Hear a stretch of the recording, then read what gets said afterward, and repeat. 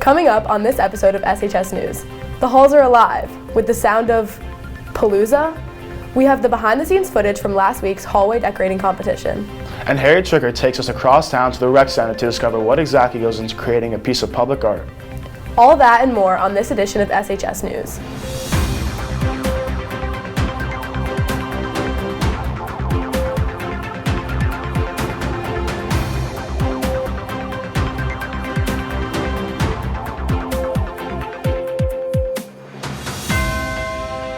Good morning, Summit High School. Please stand for the Pledge of Allegiance. I pledge allegiance to the flag of the United States of America and to the republic for which it stands, one nation, under God, indivisible, with liberty and justice for all. Good morning, Hilltoppers. Today is Friday, December 1st, and welcome back to SHS News. I'm Darcy Chapman. And I'm Jake Semser.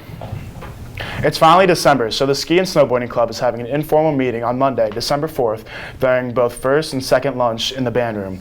Trip costs, rules, and other important information will be discussed. Students in Miss Scazzari and Miss Wright's art classes have been working to create and install a sculpture outside of the Summit Rec Center. The Ramp Up program recently wrapped up, and we have an exclusive look into what exactly goes into making a piece of art for display in a public space. 5, 4, 3, 2, 1. Since the start of the school year, the Ramp Up program has been underway here at SHS. The program is dedicated to the installation of an artwork in collaboration with students in the art classes and a local artist. This year, the program has collaborated with Donna Conkenking, who currently has a piece up in front of the train station.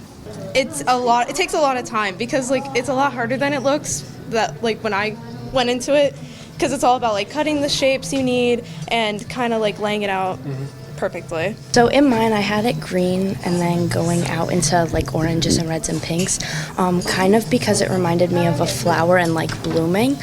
And for everybody's pieces we all hand cut everything, and it kind of showed how for me mine was how everybody's flower can bloom even if they have to work really hard for it. Yeah, it was a lot of kind of moving with the flow of things, kind of figuring things out as we were going with the process, picking out colors as we kind of saw they fit together.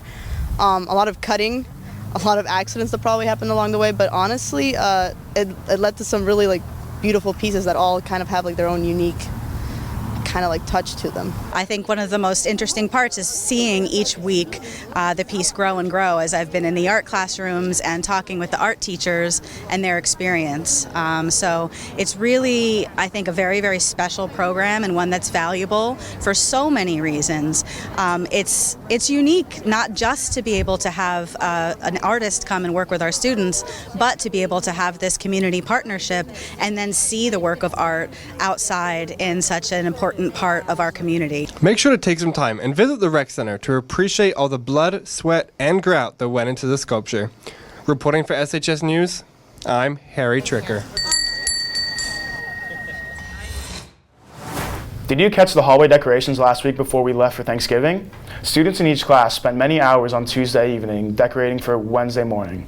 Which hallway was your favorite? Jonah Arline edited this recap with pictures and videos supplied by Matt Lamio.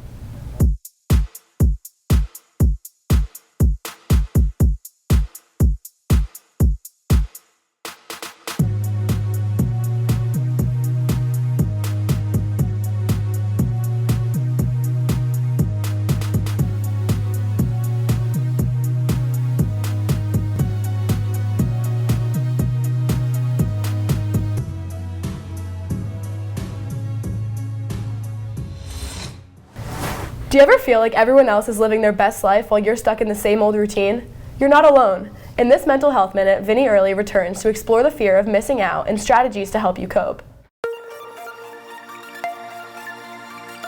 Welcome back to Vinny's Mental Health Minute. I'm Vinny Early, and this week's topic is social obligations. FOMO. FOMO is the fear of missing out. It's a totally natural feeling that you could get for anything. There's no obligation to go to something you don't want to, or that you can't go to. Feeling FOMO because you might miss something is natural, but shouldn't make you do something you don't want to do. It's okay to say no and prioritize self-care. That party is less important than any test you have coming up, and focusing on yourself is the priority. Many times, FOMO comes from seeing an event on social media, and the only way to solve it is to not think about it. The past is the past and can't be changed, but you can control the future.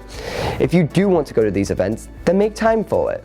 But if you only want to go because you feel you may miss out on them, rethink your reasoning of going out. That was this week's Mental Health Minute.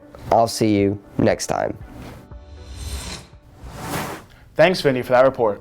By practicing mindfulness and gratitude, we can shift our mindsets from worrying about what we might be missing to appreciating and fully enjoying the present moments in our lives. And as we wrap things up for today, there's something important that I want to share with you. What do you get when you cross a snowman with a vampire? I don't know, Darcy. What do you get? Frostbite. And on that bombshell, that's this week's news. Thank you so much for watching. I'm Darcy Chapman. And I'm Jake Semser. Have an amazing weekend, and we'll see you next week.